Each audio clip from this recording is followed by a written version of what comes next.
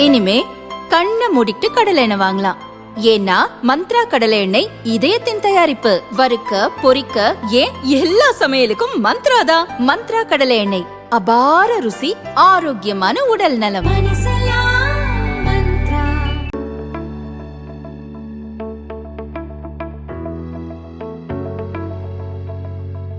திமுக பொதுச் செயலாளராகவும் நீர்வளத்துறை அமைச்சராகவும் உள்ளவர் துரைமுருகன். ராணிப்பேட்டை மற்றும் காட்பாடி சட்டசபை தொகுதிகளில் 10 முறை போட்டியிட்டு 8 முறை வெற்றி பெற்றுள்ளார். காட்பாடி தொகுதியில் துரைமுருகன் தொடர்ச்சியாக 6 முறை எம்எல்ஏவாக இருந்து வருகிறார். கருணாநிதி ஆட்சியில் பல்வேறு துறை அமைச்சராக இருந்தவர்.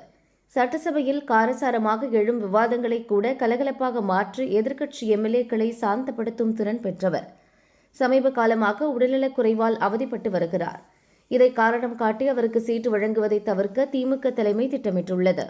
ஆனால் துரைமுருகன் தரப்பில் இதற்கு கடும் எதிர்ப்பு எழுந்துள்ளது.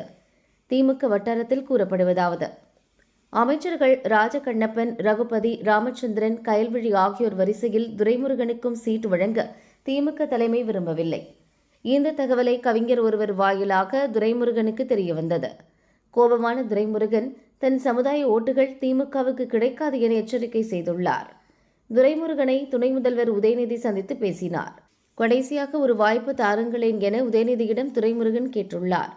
தேர்தல் களத்துக்கு துரைமுருகன் செல்ல வேண்டாம் என கட்சி தலைமை முடிவெடுத்ததற்கு காரணம் அவருடைய உடல்நிலைதான்.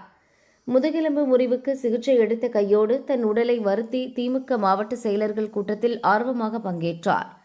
அடுத்தடுத்து நடக்கும் கட்சி நிகழ்ச்சிகளிலும் பங்கேற்று வருகிறார். தன் நிலையை மாற்றிக்கொண்ட திமுக தலைமை அவருக்கு சீட் கொடுக்க முன்வந்திருக்கிறது.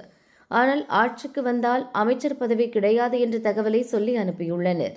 அவர் தரப்பில் இருந்து எந்த பதிலும் கிடைக்கவில்லை என அக்கட்சி வட்டாரத்தில் கூறப்படுகிறது.